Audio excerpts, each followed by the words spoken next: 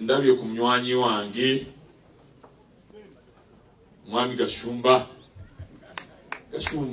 imirirako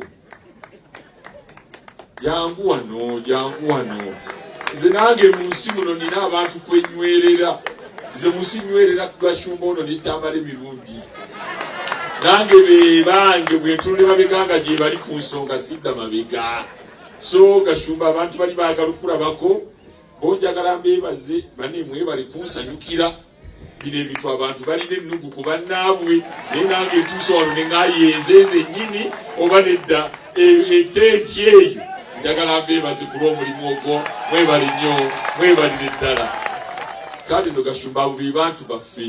ffe situlina maanyi we tugajja bulala ffe amaanyi agaffe g'abantu abaana baffe bwe bafuna emirimu tulangira kale mukamuzaata yafuna omulimu kesisi obadde yagala agufuna erudda wa mukwoza binaabiro omukyala alina PhD kawala bakampanga akasaagasaaga omanyiza manyi kyenjagala saagala kubeera na mukulu munnange agenda kunnyumiza bakomboozi nze omukazi kuleeja eyo sikwatako omukazi yalaba ku mukomboozi abeera wa bulabe nze nyumya bakomboozi naye anyumize baki bakomboozi kawala nenkafunanga asaaga nekatwala nekasoma HSC nekagenda ku university first degree bachelors nekatwala nekagenda ku masters kakati kakanukamaliriza PhD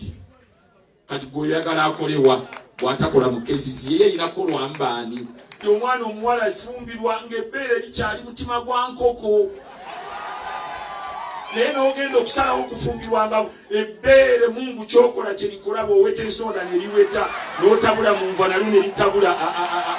mabeera agatabula munda munva nago eyetayimu ebeera mbi oyagala okukuuta ebbeere omala liba ku kibegabega n'olyoka olikuuta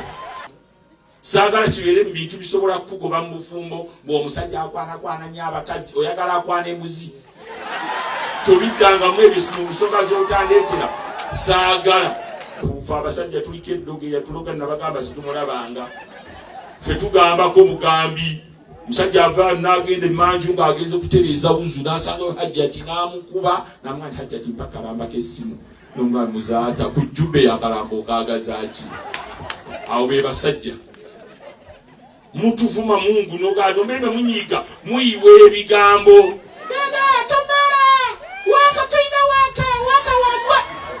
waka wambwa katubeere na waka wambuzi insha Allahu taala